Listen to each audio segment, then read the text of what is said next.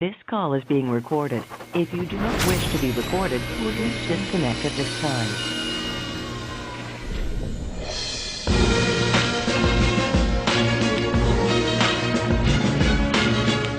Good day, I am the voice of We Provoke Thought, and today, listeners, we have a special program set up for you all. Now, We Provoke Thought is an organization and show that is looking to be the platform for all of those who have an opinion, idea, or educated information to share to the world, an outlet to voice your feelings and facts. Now, once we begin, we will begin with everyone having full knowledge that this call is being recorded, that you agree to continue with the recorded call, that you agree for We Provoke Thought to publish this call without releasing your identity, your phone number, name, or any information leading to you on We Provoke Thought's YouTube channel, We Provoke Thought's Facebook fan page, and We Provoke Thought's website. Now today, ladies and gentlemen, on September 6, 2013, it's a Friday, we are working on what I like to call the panel of provocative thinkers. I have a gentleman by the name of The Thought, which has raised a lot of controversy out there. I've gotten a flood of emails as well as text messages about his views on, let's just say it, white people. And many of those that are on this call are very educated in various different fields, from spiritually to dealing with academic issues and social issues as well. So what I want to do is invite everyone to this table right now, what I like to call the Global Roundtable, where we are going to discuss our differences, our views, answer and question, challenge any of the issues that are going to be raised today. But today is not a random call, but more or less a stage call. And again, I call this the panel of provocative thinkers. So I'm going to go around for all of my listeners so that you can get an idea of the demographics in which we're reaching. And we're going to start off with The Thought, just basically everyone stating their city and state. And we'll start off with The Thought, please. Hello, I'm The Thought, as you all well know, and right now, and I'm in Atlanta, Georgia. Ocala, Florida. Washington, D.C. Plantation, Florida. Atlanta, Georgia. And I'm in Yorktown, Virginia. All right. Now, I've gotten all of those, and everyone sounded good. I will like to say that my gentleman in Virginia, you were a little low, so if either you can turn up your mic or if you could just speak a little loudly into the phone receiver, if you will. And I didn't get a good, clear reception on, I believe, a young lady out there in Georgia, the other lady in Georgia. Okay? So if you could just either speak up loudly or just turn up your mic. But I did get D.C. very well. I did get Atlanta, Georgia with The Thought.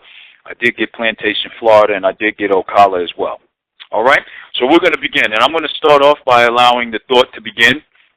Just basically recapping, I would like to go on record, as he did, and quote him and say, Let me just say this. It is intelligent. I'm going on record. It is intelligent for black folks not to like white people. No, meaning I can deal with white people. I do every day. We don't have a choice. so just trying to make sure that we understand where your position is. You don't like white people, the entire race, or you don't like racist white people? I don't like white people, period. That you said that it was unintelligent for the black man to, and then correct me if I'm wrong, have anything to do with white people. Is that correct? Well, I don't know if it's unintelligent. I would say it's intelligent for us to practice racism. It is intelligent, yes. All right. And again, let's be clear. We spoke about in our previous calls how there were white people who had assisted blacks in our fight for freedom. There are white people to this day that see no color. There are white people to this day that have no problem with dealing with white people, black people, Spanish people, Asian, whatsoever.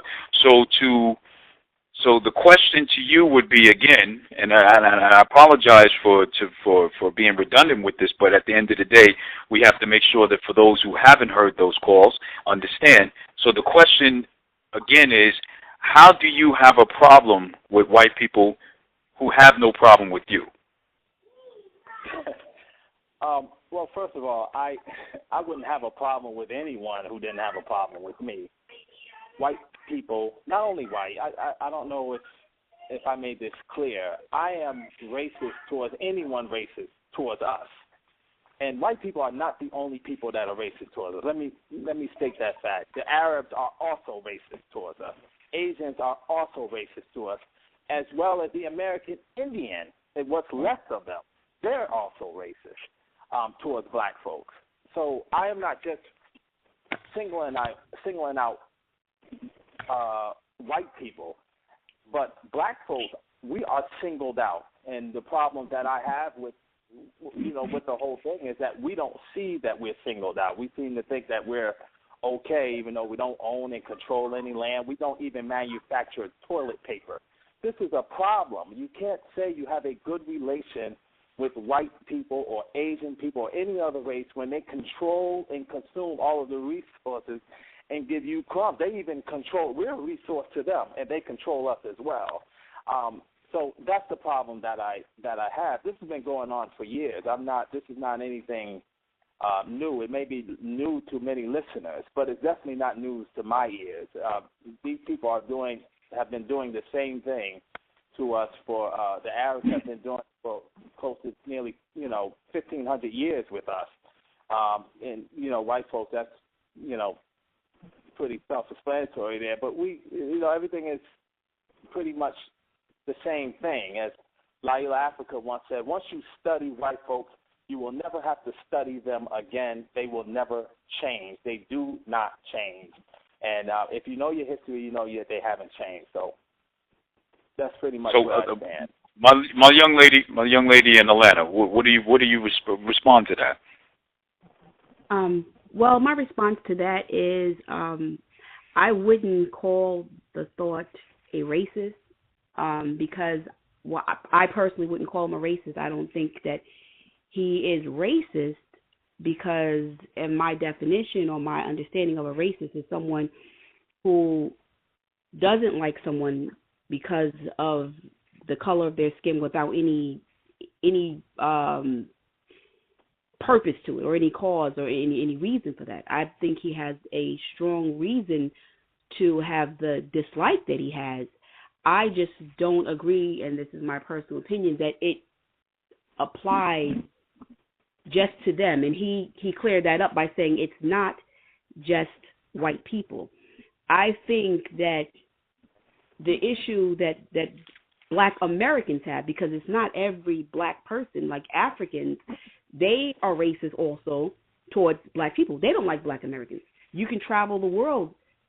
There are many different races who do not like black Americans. And for what reason other than the reason that someone gave them? It's not something that I believe that they've come up with themselves. It's something that to me, it's like a sense, it's like an arrogance. Like, I'm poor, and when I'm speaking about this, I'm speaking about in terms of immigrants that come into the neighborhood and they set up shop and they have a distaste for black Americans. Like, to me, I feel as if you're saying, like, well, I'm here and I'm an immigrant or whatever, and I'm starting from the bottom and I don't like you. How is it that you don't like me? What is it that you don't like about me, or what's your problem, your beef with me? And there are a lot of people who have this problem with African Americans, and I, for one, couldn't give you the answer to it. But I feel that black Americans as a whole have a sickness, a disease, and it's from mind slavery. So I wouldn't. All right. I would myself say that it's not something that can be solved just by hating other people. I don't think that because if I just cut off all white people that my solution, that's going to be the solution to my problem. It's bigger than that. It's the same problem that America as a whole has when it comes to the elite. We're sheep. We're sleeping. There's so many things that's going on right now that we're asleep to, and I believe that the Black American people are asleep as well, and that's their sickness. You know, that's their sickness. All right. Okay, I'm sorry. I'm going to let someone else speak. No problem. Hey, understand that this is all live, so I expect that. DC, where do you see the country? Where do you see the country's position racially, and do you agree or disagree with the thought, or with my young lady in Atlanta?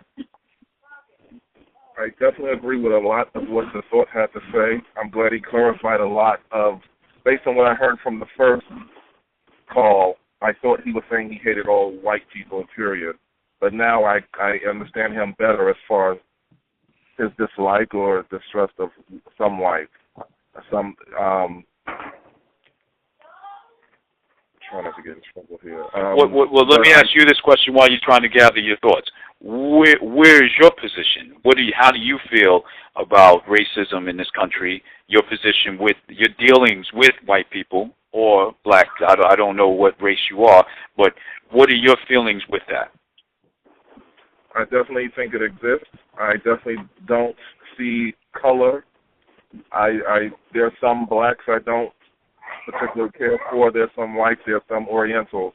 So I don't just look at a race and dislike the entire race. But I do think racism does exist. It's really coming out now that we have a black president. You're seeing a lot of it rising to the top, so to speak. So it definitely exists. It's the world we live in, unfortunately. Now, is there a way in which we can all work together? And if so, I know that's too broad of a question in a sense, asking you to provide that silver bullet, but what would you think is one way or one step towards a solution would be in getting us to come together? To treat each person as an individual and not an entire race, meaning if a white person looks at me, not to feel nervous or think that I'm going to rob them or just dislike me because of the color of my skin. Judge me by the character, content of my character. And we should do the same for them as well. So it should be an individual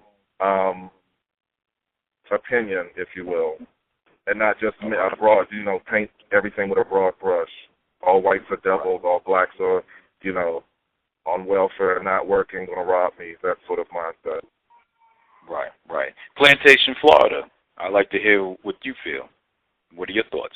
Well, just listening to the conversation so far, I think we're going back, even going back 600 years, I think we're not going back far enough for the problem, because I think we have to go back thousands of years. And I think, just like Atlanta said, a lot of people are sleeping in the United States and worldwide, actually. And it's about knowing who you are and where you come from and what your capabilities are. And when scientifically it has been proven that the world, Asian, European, Hawaiian, whatever your so-called, quote, ethnic group is, it all generated from Africa. So the thing is to know yourself and to love yourself and let the truth be told and recognize that.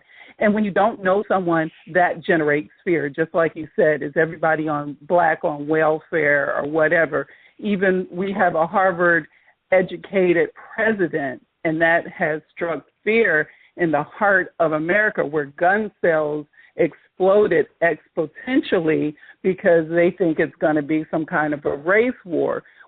Well, you have to know yourself.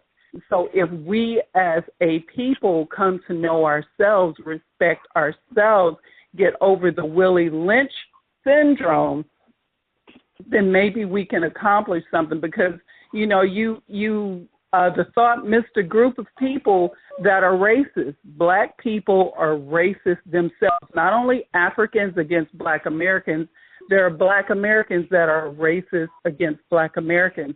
It's a form of self-hatred. So we need to elevate ourselves. We are still in slavery mentally, just like a young lady from Atlanta said. So we need to heal that. And it's more than going back 600 years. It's going back thousands of years when the Arabs first started enslaving us, when the Hyksos first started enslaving us. And the only way they did that was to divide and conquer because we were fighting amongst ourselves. Well, I'm glad you brought up divide and conquer, because here's a question I have, and this goes for everyone, but since I have you first, I'm going to go ahead and pose it to you. Who was desegregation good for then? The white people. All right. Oh, you mean who was integration or segregation?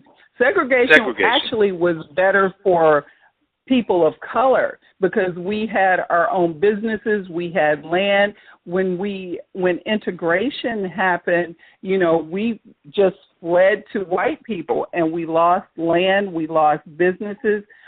Being a small entrepreneur myself, doing a little street fair, which was mixed, persons that were depigmented, I'll say, white people would approach me. And if I approached them, they were receptive. Quite the opposite from people of color. They avoided me like the plague. So where is that? Once again, we are brainwashed to think, or whitewashed to think white is better, black is less. All right. So again, to just clarify, desegregation was good for white people, but segregation was good for blacks. Is that okay? Okay. All right. And I want to then bring it to an extent. To an extent, no problem. And to my gentleman in Virginia, I'll allow you to respond. Well, first of all, as far as the thought, I don't think I agree that I don't think he's racist either.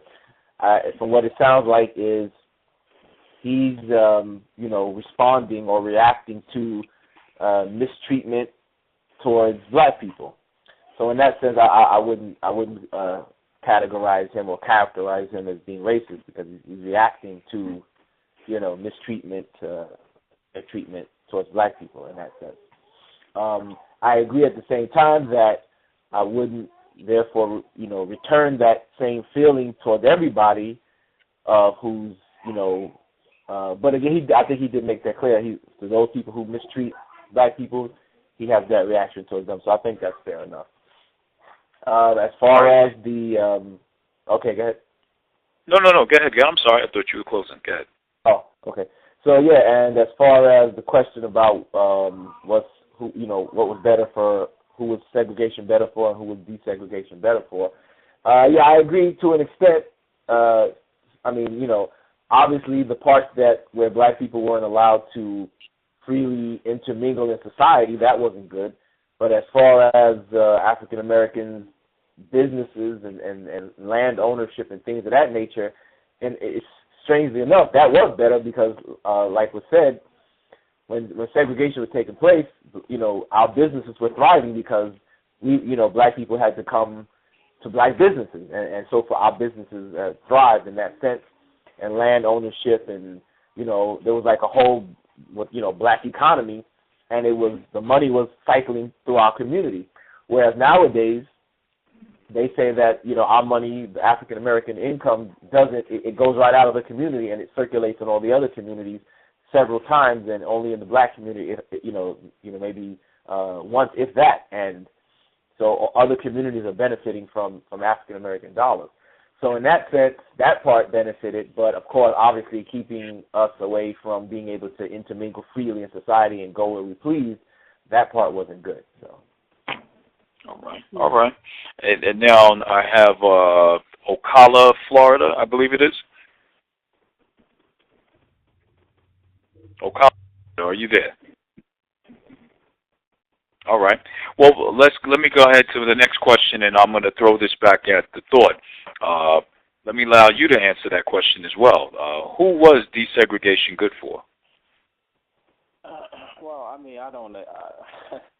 We don't need to be around white folks, period. I'm not saying that just to be ugly. If I could interrupt you for a hot second, I just need you to speak up just a little bit because my gain is not really registering you. Okay, I'm sorry. Can you hear me now? Is that good? I can hear you well. Go ahead, speak up. Okay. Yeah. We are the only people on this planet. We've been here longer than everyone, first of all, and we've done just fine. Understand that we control civilizations across this globe for 100,000 years, so we don't have anything to prove. We can do fine without anybody anywhere. We're farmers, we're inventors, we're everything you know in this world. We have done it, been there, done that. So, of course, integration, segregation, we need to be segregated. We don't necessarily have to because we're people that we help others, and we've done that, and it's come back to bite us. What I'd like to say just real quick is that racism is a thing of power. Sometimes I'm a little bothered by people calling me racist because I clearly don't have the power to be a racist. Also, going to Florida, addressing her, she was saying something about black people being racist towards black people, which is true. But our racism towards each other benefits white people. We don't benefit, we don't get anything out of being racist to each other, killing each other, knocking each other down. I even have a relative who teaches African American history, and she does it from a white perspective, and you couldn't tell her she's going wrong with it. I mean, we do these things to benefit white racism. We do it to benefit others. It doesn't do it. Africans come here. If you ask an African a question about their own history, they have no idea what you're talking about when it comes to Egypt, East Africa, the great kings. Some of them don't even know who Osiris and Isis were. I mean, it's serious. So we have to learn to, with our people, learn to kind of bystep that and stop worrying about we having racial tension against each other and start replanting the seeds. As I've done with my kids, you love each other. You understand that when you wear an ankh or you wear your natural hair or you say you love black people, you are going to be shunned by other black people. If we could just teach our children this, it's too late for us. We old, it's over for us, but not for our children. This is what I'm about. I'm not about educating or getting into things with adults. Their time has already passed them. But for our children, we have to set a pathway for them. We have to prepare them for it because white folks are going to be, and they're going to keep doing what they're doing until it stops to some degree. And we can't be afraid to stop it. We can't be afraid to speak against it, not with white folks, with each other. White folks, I noticed that you were saying something about white folks have helped us in the past. There hasn't been a white person, including John Brown, that has helped black folks without serving some type of self-interest. If white folks want to help black folks, they go amongst their own selves, like Malcolm said he should have told that young lady that approached him at one point. Go amongst your own people and go to the dinner table or something and say, listen, we got to stop this foolishness we're doing with black folks and people of color. They don't do that. So it's no need for us to continue this whole thing with, white folks helping us out because that's clearly simply not true. All right. And now I'll allow, I guess we can come right back to Atlanta, a young lady in Atlanta. I agree with some points that the thought has made where he says that when he makes this statement, and I know it seems rather harsh of a statement, that we don't need to be around white people, period. I understand, and that, I don't know, for example, because of the conditioning and the mental slavery that has already been established in the black American, I feel what he's saying where there is of no benefit because they are always going to look at them as a pacifier. And, for example, what the young lady in Florida mentioned about setting up a table or setting up shop where a black person might feel reluctant to approach her table because, well, her products may not be better than, say, the other person of color, the other race. There's a lot of beauty supply stores. There's a lot of you go to the shopping malls, some shopping malls that would be considered black shopping malls, where they're just producing or they have products that are just, really there for African Americans, and their stores are run by other nationalities. And you would go there, but there may be a little booth set up in your community owned by an African American, and you would never step foot in there. One, you may think, well, the prices are too high. Or two, she has Afrocentric outfits. I don't wear that. So, and then, that's how it is. And it's a mindset. So it's to an extent, I understand where they're always going to be a crutch. They may believe that they're helping, and I think some sincerely, truly believe that they can help you. But the African American, because of the mindset, will always look for a handout or a crutch or them to pacify them. And I understand that. But I don't feel, and this is my personal opinion, I don't feel that unless you move out of the United States of America, because that's where the disease is. It's here. Unless you flee the plague, this is where the plague is at. So unless you establish yourself in another country or African country where they are getting along fine, but I don't believe that that's the solution. I don't believe that everyone is. I don't think making white people disappear is going to solve the problem. I honestly don't believe that, because I believe more than that. Well, let me ask this question. This question goes out to everyone then, and we can close kind of like with this question here. Knowing how strong religion plays a role in many lives around the world, around the globe, if you will, and knowing that there are many different faiths out there. There are Christians, there are Muslims, there are Jews, there are Buddhists, there are Hindus or Hindis. So, I mean, there are many different religions out there, many different faiths. At the end of the day, each of these faiths, from my understanding, with a lot of them, are about practicing righteousness. So with that, just using that alone, and I know that's kind of broad, but just without getting in greater detail with each particular faith, at the end of the day, it's about righteousness and enlightenment.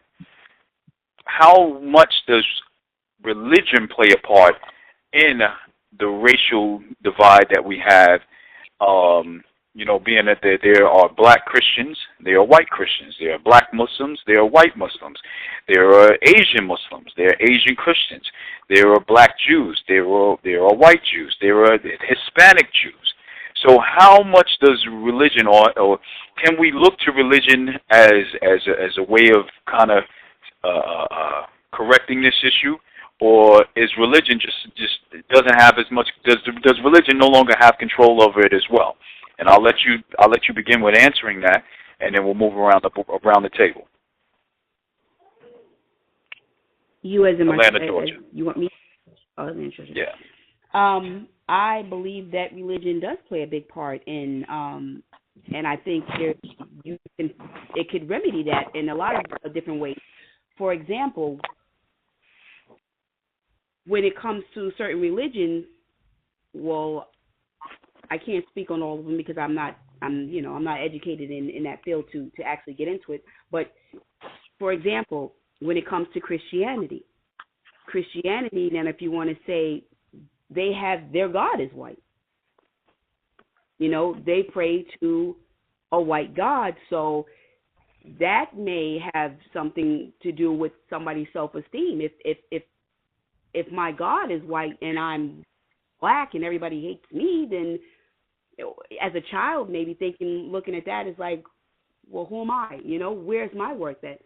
But once you realize, your creator is of no color, higher than he's above that, and your creator tells you that all men are the same, that he looks at your deeds and not the color of your skin, and that has a different outlook on my life.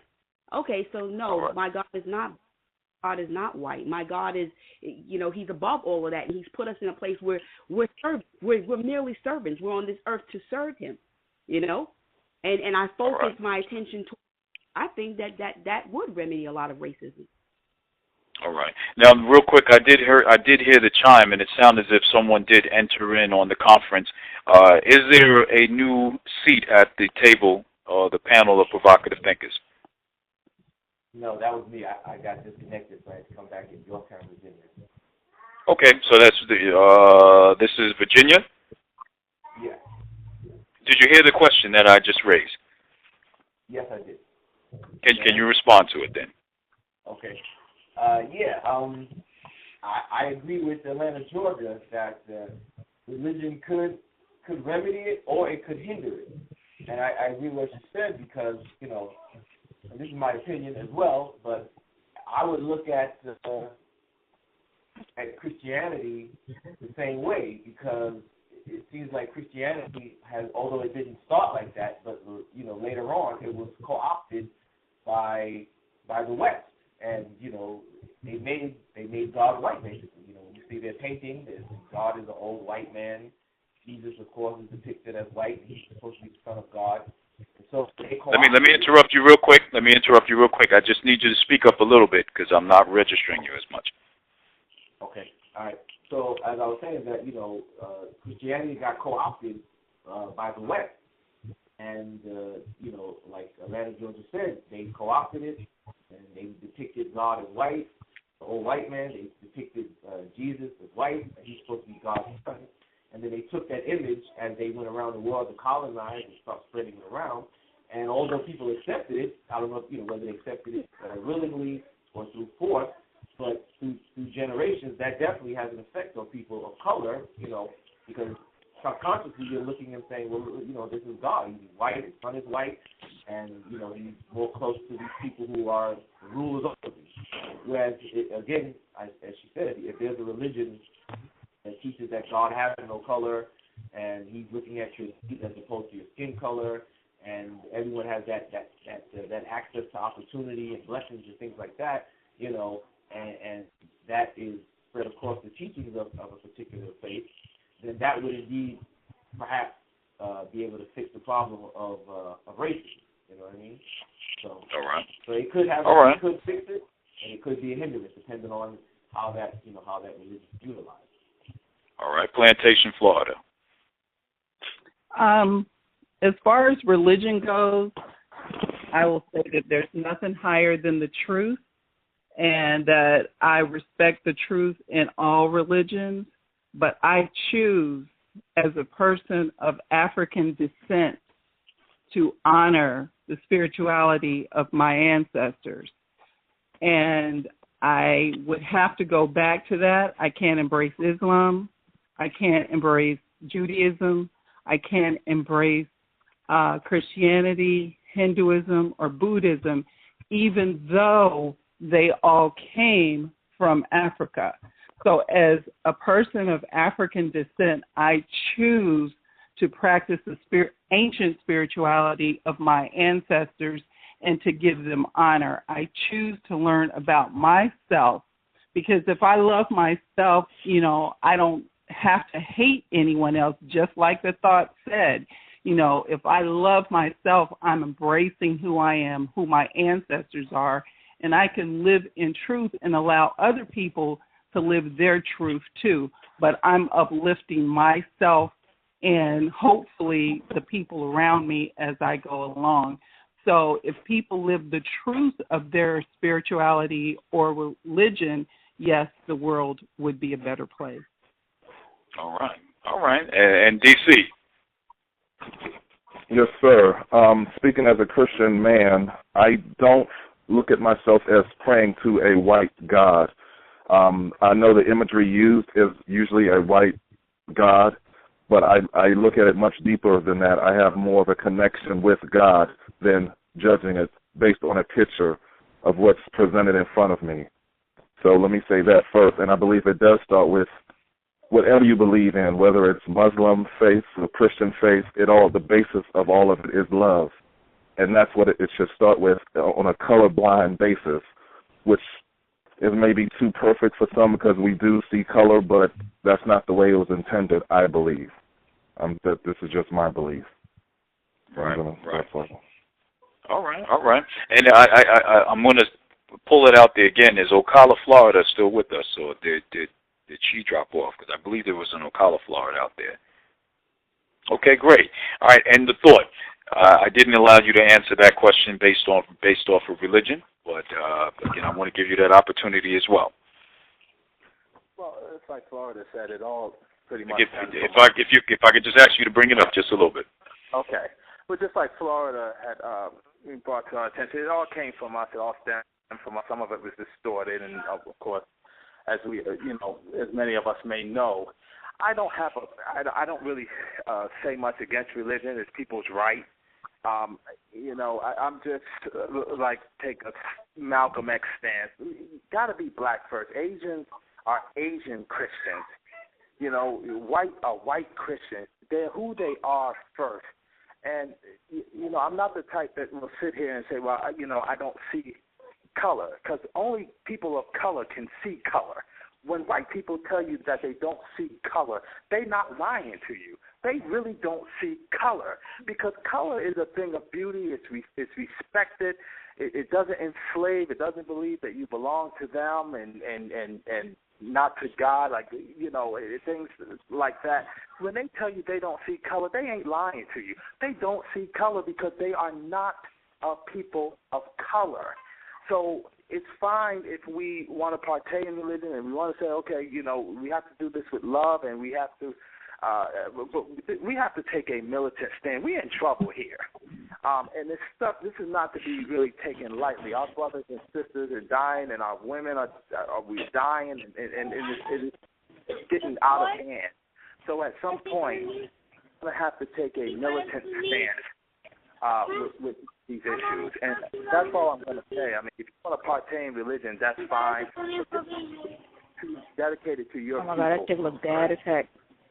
It's all right here. Excuse me, if you just joined in on the call, if you just mute your call, I'm sorry. The thought. Go ahead and continue. No, well, I was just saying that it's okay. I guess if you want to call yourself a Christian or a Muslim, I'm non-religious. I partake in quite a few, and I'm the same way as Florida. That is, my ancestors left everything for us to follow, and they also left a very, very beautiful spiritual energy for us to enjoy. And religion, for me, takes away from that, and this is why we're in trouble. So if you're going to be a Christian, be a black Christian. Be black first. If you're going to be a Muslim, be a black Muslim first, and we can deal with these problems a little more better than how we are. But we are putting everything aside. We're putting our problems aside. We're putting our history aside and who we are. We're putting these things aside for other people's agenda, whether you're Buddhist, Islam, or Christian. If you're not doing it, in order for us to be beneficial, then you're doing it for others to be beneficial, and that has to change. All right. Well, I'm going to first thank everyone for participating in this discussion, this panel, and again, consider yourselves all part of the panel of provocative thinkers. This here was a setup call, and this was all based off of two calls. One titled John Brown and Coke, and the second was titled Who Do You Love? And just allowing the thought to respond to various emails on his feelings and views. But I love the fact that this not so much as enraged, but caused a lot of passion within a lot of folks to speak out, because this is what we need. We need a place, an area, a forum in which we can express our feelings despite the differences that we may have. We need a place where we can discuss these things and intelligently listen to and hear out each other, and maybe even if not to come up with a solution, to just come up with a better understanding of where we stand amongst one another. Because from what it sounds like, and it's just basically from listening to everyone, it sounds like you are your worst enemy. You can only be defeated if you defeat yourself. If you enter anything in life with a defeatist attitude and with the half-hearted or mediocrity is the best in which you can give, then that's as high as you'll reach. So again, I want to thank every last one of you for allowing We Provoke Thought to be that platform for you all to express yourselves. But like I do in all my calls, I allow the callers to have the last word. So with that, I'm going to pose this one statement, and then I'll allow you to finish with that.